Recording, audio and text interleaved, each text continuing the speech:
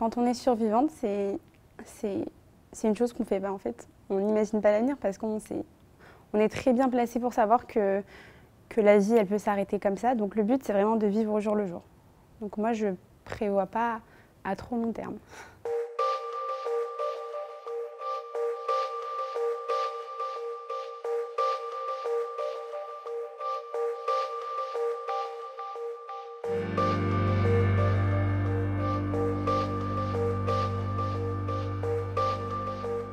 J'ai entendu à ma droite une détonation.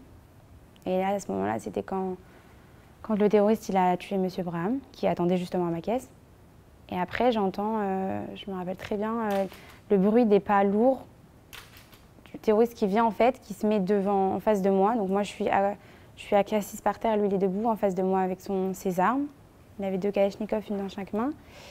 Et il m'a dit cette phrase que je ne pourrai jamais oublier. Il m'a dit « Ah, t'es pas encore morte, toi tu ne veux pas mourir ». Et il a tiré.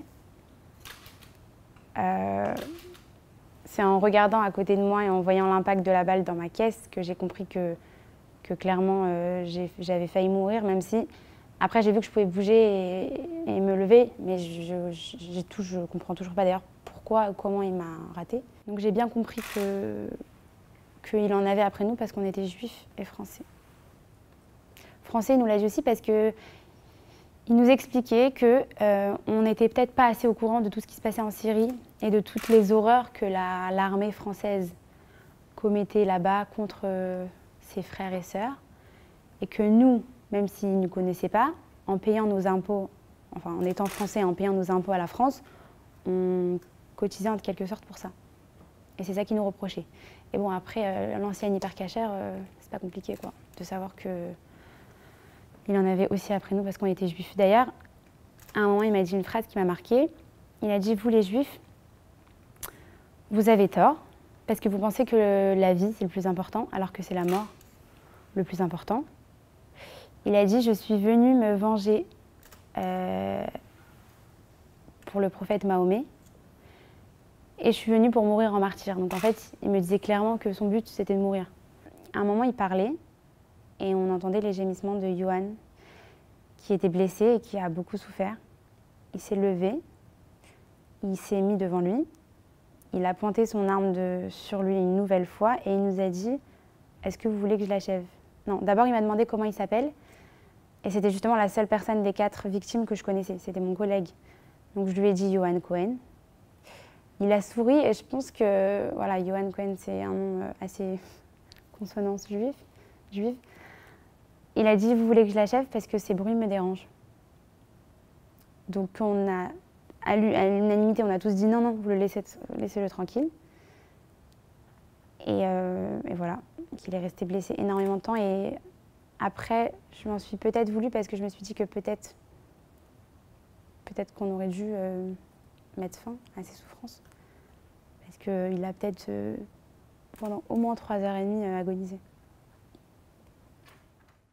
Je me rappelle que moi, je m'étais mis en tête que le but, c'était survivre, sortir d'ici vivante. Tout ce qu'il fallait faire, je le ferai. Et à un moment, quand il nous a tous assis ensemble, on n'était pas très loin de Yohan. Et Samuel, il me disait, c'est un très bon ami à lui, il me disait « Zari, regarde Yohan, il est blessé, qu'est-ce qu'on fait ?» Et je m'en veux énormément de lui avoir répondu ça. Et je lui ai dit « Essaye de ne pas te concentrer sur lui. Ne pense pas à Yohan. Il faut penser à survivre. » Et c'est exactement ce que moi j'ai fait en fait pendant toute la prise d'otage. J'ai essayé de ne pas faire cas de ces gémissements, des corps autour de nous, des corps que moi je devais enjamber à chaque fois qu'il me demandait quelque chose pour pouvoir circuler dans le magasin.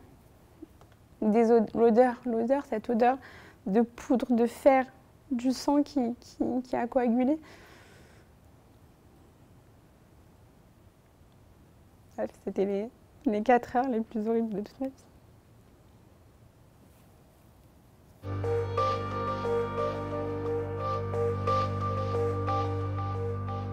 Je préfère ne pas m'attendre à trop de choses et finalement être déçue du procès.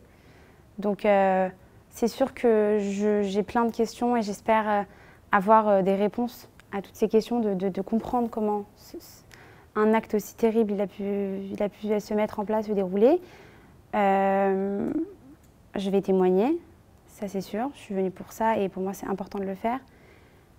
Et pour moi c'est aussi important que les gens, même si c'est des complices et que ce n'est pas eux-mêmes qui ont commis ces actes, ils répondent de leurs actes et que justice soit faite parce que voilà, même si ce n'est pas eux-mêmes qui ont fait ça, ils ont aidé à faire ça et pour moi ils en sont tout autant coupables.